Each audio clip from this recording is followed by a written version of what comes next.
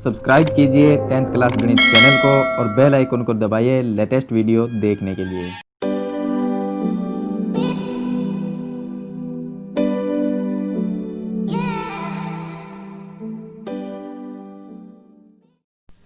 Hello students, आज हम इस वीडियो के अंदर एक्सरसाइज जो 11.3 है उसका एग्जाम्पल हमें दिए गए 1 से लेकर 5 तक के एग्जाम्पल है, वो मैंने पीछे की वीडियो में बता दिए हैं। इस वीडियो में हम एग्जाम्पल नंबर 6 और एग्जाम्पल नंबर 7 है उनको हम सरल करेंगे इसमें। तो वीडियो को लाइक कर दीजिए और चैनल को सब्सक्राइब कर लीजिए ताकि इसी प्रकार की वीडियो की नोटिफिकेशन है वो आपको आगे भी मिलती रहे। तो देखिए यहाँ पर हमारे पास में उदाहरण नंबर जो 6 है उसमें दिया गया है कि आकृति में ABCD एक समलंब चतुर्भुज है। तो यहाँ पर ये ABCD हो गया एक समलंब चतुर्भुज जिसकी AB और DC भुजा क्या है, समांतर है। तो ये भुजा और ये देखिए ये हो गई AB और ये हो जाती है DC, ये दोनों क्या है, समांतर, जो हमें दिया गया है। इसके साथ हमें दिया गया है कि AED जो त्रिभुज है तो ये हो गया AED यानी ये त्रिभुज, और दूसरा हो गया BEC तो ये हो गया BEC यानी ये वाला त्रिभुज। ये दोनों त्रिभुज क्या है, समरूप है। तो सिद्ध हमें करना है कि AD और BC क्या है, बराबर। AD जो लाइन है ये और BC जो लाइन है ये, इन दोनों को हमें बराबर सिद्ध करना है। सबसे पहले हम लिखेंगे हमें जो दिया है, तो हमें दिया गया है कि AB जो लाइन AB के समांतर है DC, ये हमें दिया गया है। इसके साथ में हमें दिया गया है कि त्रिभुज AED समरूप है त्रिभुज BEC के, ये दोनों समरूप है। ये चीज़ हमें दी गई है।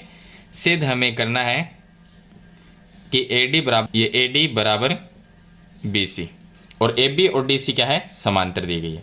तो ये AD हो गई और ये BC हो गई, ये हमें बराबर सिद्ध करनी है। अब देखिए उपपत्ति में, अब AD और DC इन त्रिभुज में आती है। जो त्रिभुज हमें समरूप दिए गए हैं उनकी भुजाएं हैं AD और BC, ये है इनकी भुजाएं। तो देखिए यहाँ पर हम क्या करेंगे, एक तो ये त्रिभुज आपको लेना है और एक ये नीचे वाला, इसका नाम है EC और D। तो त्रिभुज हम लेंगे त्रिभुज ECD, वह दूसरा त्रिभुज ऊपर वाला लेना है जिसका नाम है EBA। तो ये हो गया EBA।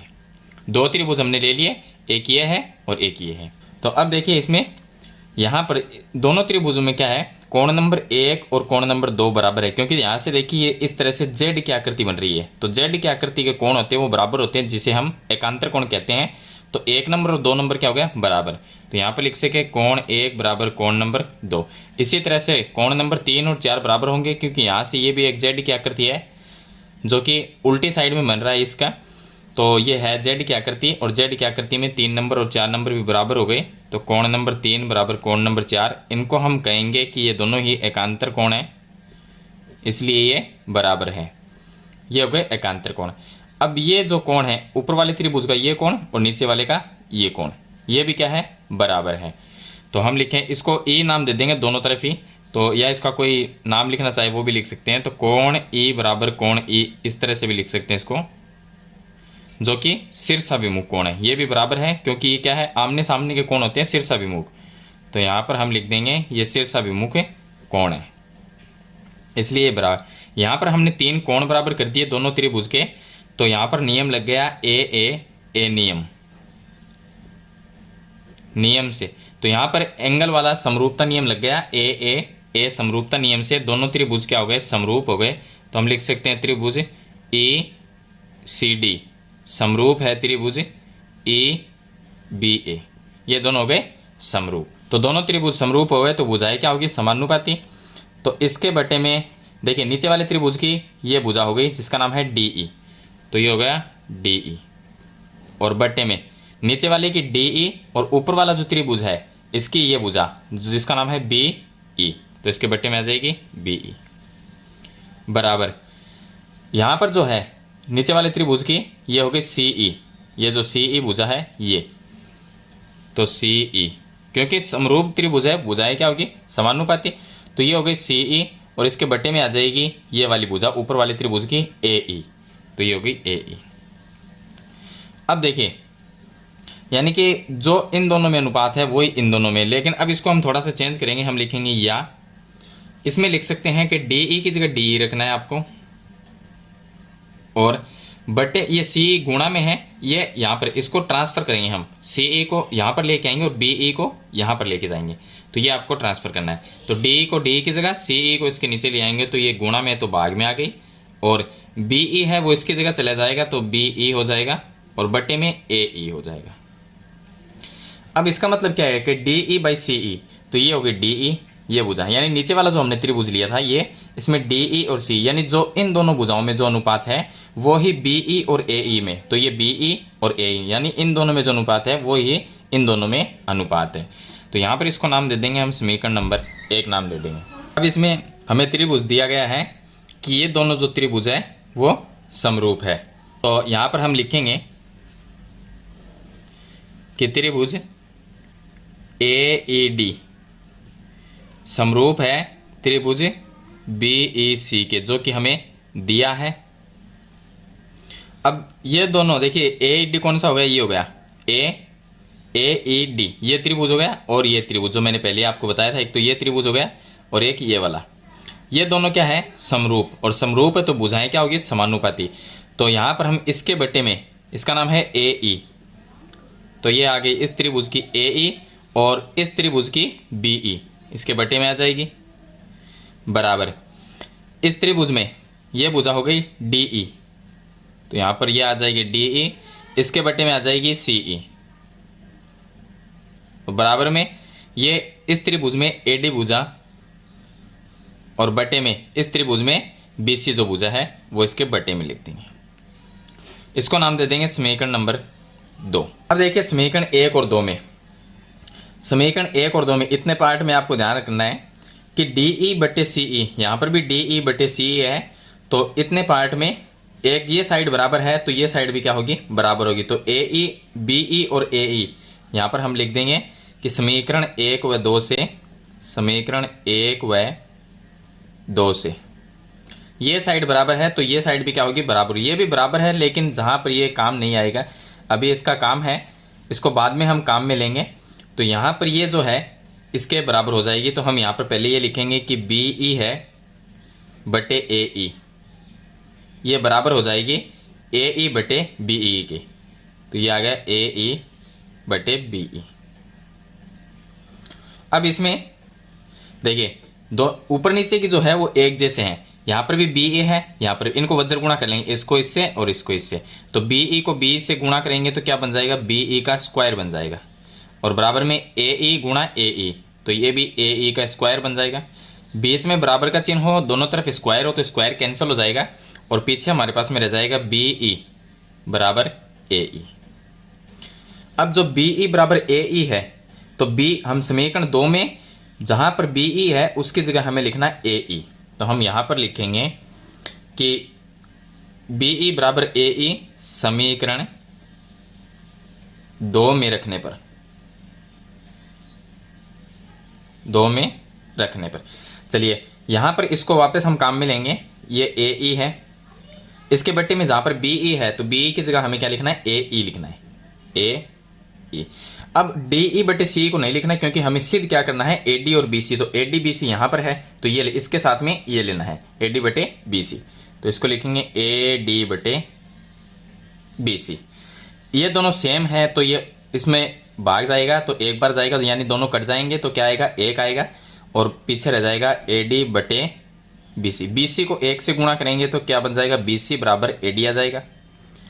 अब इसको सही तरीके से इस तरह से भी लिख सकते हैं ए डी बराबर बी सी, तो ये चीज़ हमें सिद्ध करनी थी जो कि यहाँ पर हमें दिया गया था ए डी बराबर बी सी, तो ये भुजा इसके बराबर सिद्ध करनी है। तो ये हो गया एग्जाम्पल नंबर 6 है। इसके बाद में हम शुरू करते हैं एग्जाम्पल नंबर 7। अब देखिए उदाहरण नंबर जो 7 है, इसमें हमें दिया गया है कि समांतर चतुर्भुज ए बी सी डी, तो यहाँ पर जो ए बी सी डी ये एक समांतर चतुर्भुज है। ए बी सी डी की भुजा सी डी के मध्य बिंदु एम, ये जो सी डी भुजा है इसका जो एम है वो मध्य बिंदु है, यानी कि मध्य बिंदु मतलब होगा कि सी डी भुजा का ऊपर वाला भाग और नीचे वाला भाग बराबर है, यानी कि इस भुजा को मध्य बिंदु एम है तो डी एम और सी एम बराबर हो गए। उसके बाद में लिखा है बिंदु एम को बी से मिलाने वाली रेखा तो बी से मिलाने वाली रेखा एस सी को एल पर काटती है। तो एस सी जो ये विकिरण है चतुर्भुज का, इसको यहाँ पर एल पे काटती है। यदि ए डी व बी एम, तो यहाँ पर ये हो गया ए डी और ये हो गया बी एम, इसको अगर आगे बढ़ाया जाए दोनों को, तो कहाँ पर मिलेगी? बिंदु ई पर मिलती है। तो सिद्ध करना है ई एल बराबर 2BL। अब देखिए, यानी कि EL है वो BL की दुगुनी है। तो ये तो हो गया हमारे पास में, इतनी बड़ी भुजा जो है वो है EL, और BL है वो छोटी सी भुजा है। BL है सिर्फ यहाँ से लेके यहाँ तक, और EL है ये L हो गया, ये E, तो ये बड़ी भुजा है, यानी कि BL की दुगुनी है EL। ये हमें सिद्ध करना है। तो सबसे पहले हमें जो दिया गया है वो लिखेंगे कि दिया है, यहाँ पर है ABCD एक समांतर चतुर्भुज है, और समांतर चतुर्भुज में ये भुजा और ये भुजा है समांतर है, आमने सामने भुजा समांतर है, समांतर और बराबर भी है। तो हम AD बराबर BC लिख सकते हैं। तो AD बराबर BC या BC बराबर AD, एक ही बात है। जो M है वो CD रेखा का मध्य बिंदु है। तो यहाँ पर हम लिखें, ये भी हमें दिया गया है कि M है CD का मध्य बिंदु। ये अगर मध्य बिंदु है, यानी M है वो CD रेखा का मध्य बिंदु, यानी बीच का पॉइंट है।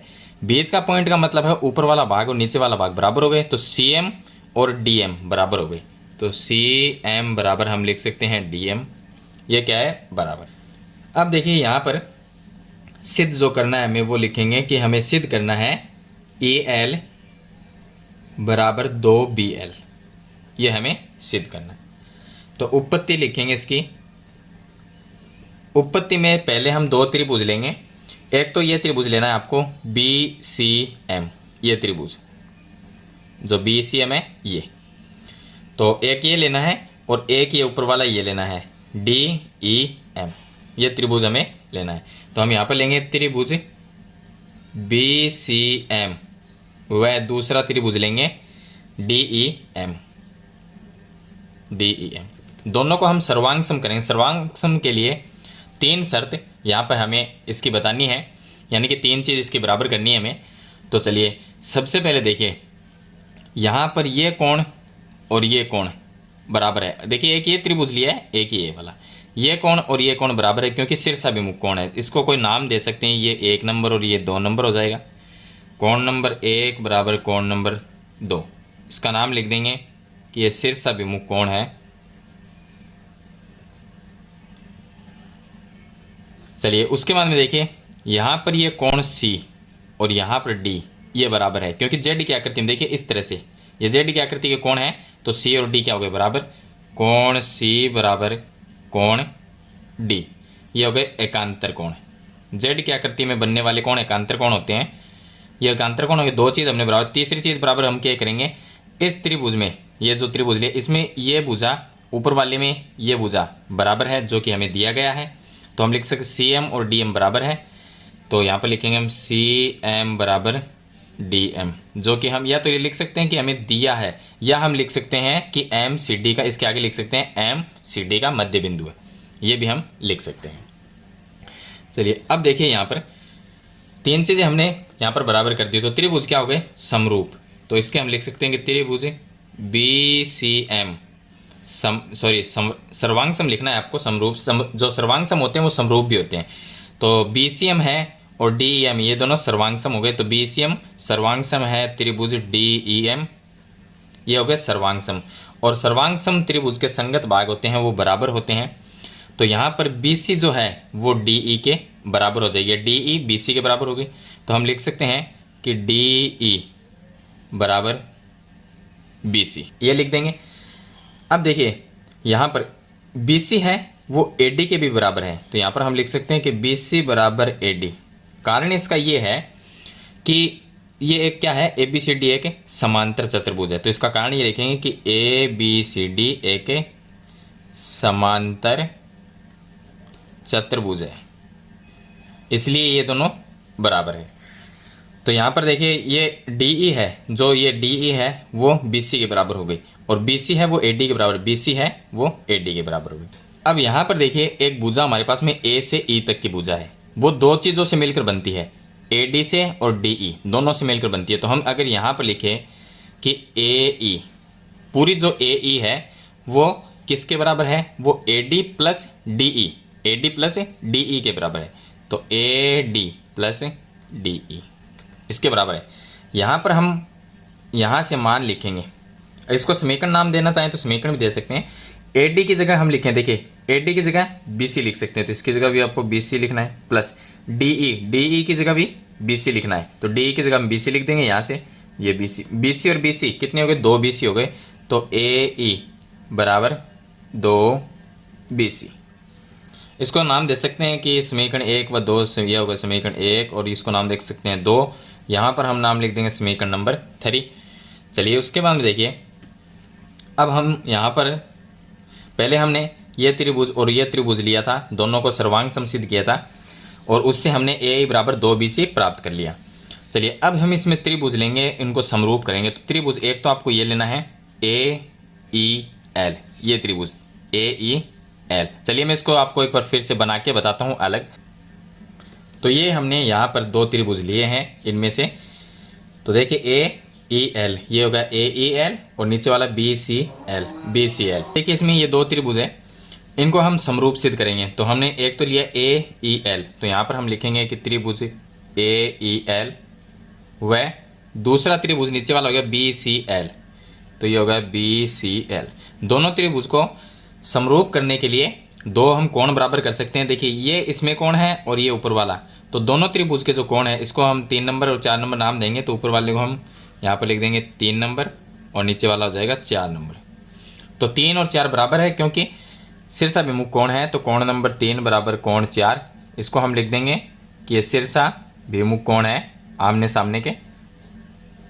और उसके बाद में यहाँ पर जो C है और A है इसको भी हम बराबर कर सकते हैं, क्योंकि Z की आकृति में कोण है।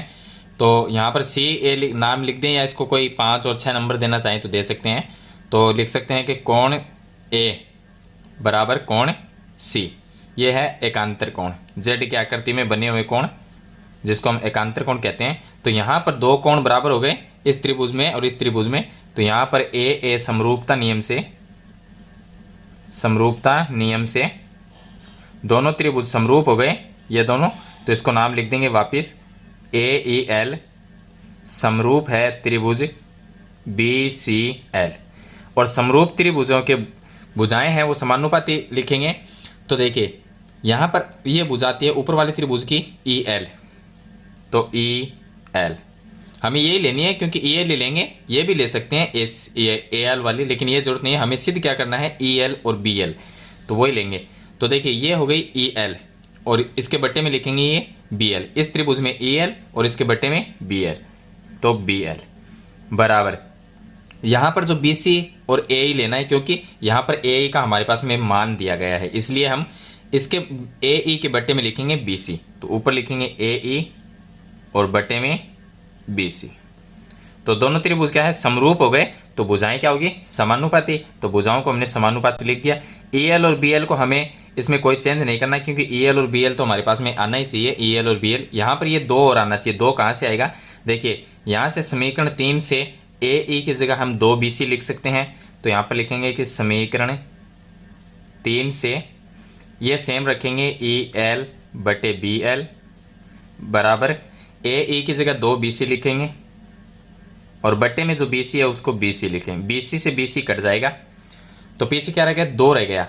EL की जगह EL आएगा, और BL को 2 से गुणा कर देंगे, तो क्या आएगा, 2 BL आ जाएगा।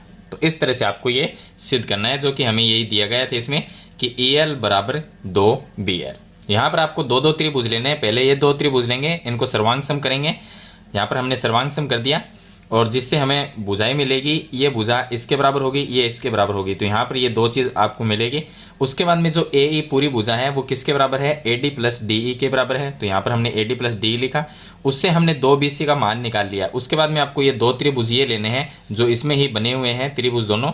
देखिए एक ये हो गया और एक ही नीचे वाला। तो मैंने अलग से आपको बता दिया है कि कौन से त्रिभुज लेने हैं।